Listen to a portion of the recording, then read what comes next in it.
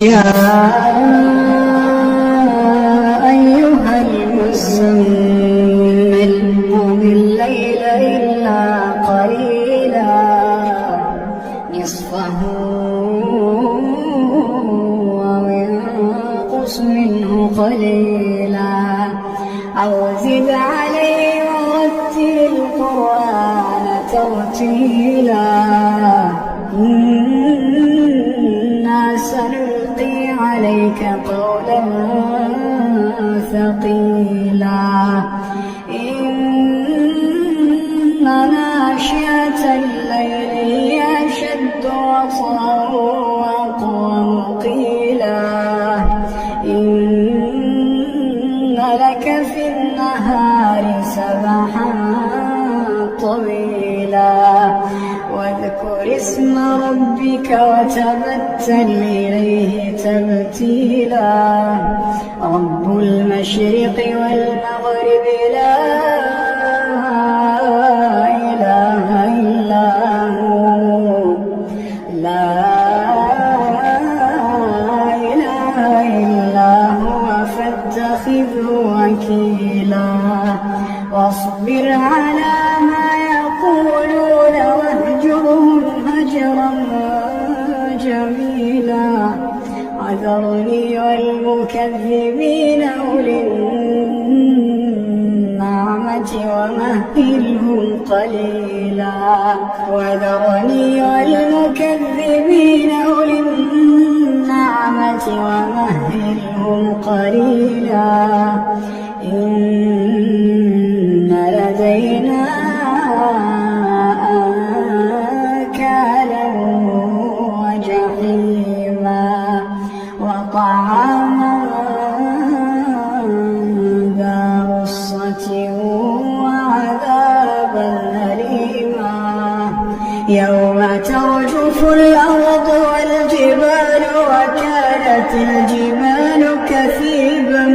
مهيلا إنا أرسلنا إليكم رسولا إنا أرسلنا إليكم رسولا شاهدا عليكم كما أرسلنا إلى فرعون رسولا فعصى فرعون الرسول فأخذناه أخذا وبيلا فكيف تتقون إن كفرتم يوما يجعل الولدان شيبا السماء منفطر به كان وعده مفعولا إن هذه تذكرة فمن شاء اتخذ إلى ربه سبيلا إن ربك يعلم أنك تقوم أدنى من ثلثي الليل ونصفه وثلثه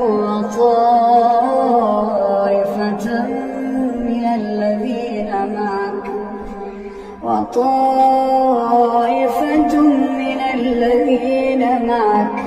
الله يقدر الليل والنهار علم أن لا تحصوه فتاب عليكم فاقرؤوا ما تيسر من القرآن علم أن سيكون منكم مرضى وآخرون يضربون في الأرض يبتغون من فضل الله وآخرون يقاتلون في سبيل الله فاقرؤوا ما تيسر منه وأقيموا الصلاة وآتوا الزكاة وأقرضوا الله قرضا حسنا وما تقدموا لأنفسكم من خير